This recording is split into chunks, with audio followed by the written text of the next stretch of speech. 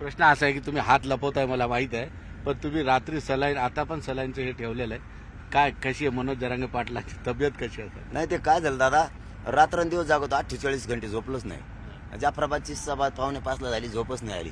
लगेच सूर्य उगला, पुढचे गावं करायची होती, तसाच जागा होतो. थोडा अंग गळा लिहून झालं. मी डॉक्टरांकडे गेलो, गॅलेक्सी हॉस्पिटलला.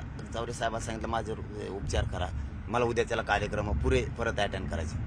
मी उपचाराच्या नावाखाली बसू शकत नाही. थांबायचं नाही. नाही नाही, अजिबात नाही. मला जायचंय, माझ्या समाजाचा आशीर्वाद घ्यायला जायचंय. मला आरक्षण घेतल्याशिवाय. पण तुम्हाला चौरे डॉक्टरांनी सांगितलं होतं की तुम्ही 2 दिवस झोपा, आता नका जाऊ, तर तुम्ही ऐकलं नाही, तुम्ही तिथून निघाला. हे समाज प्रथम आहे साहेब, मी डोक्यावर पाप घेऊ शकत नाही ना.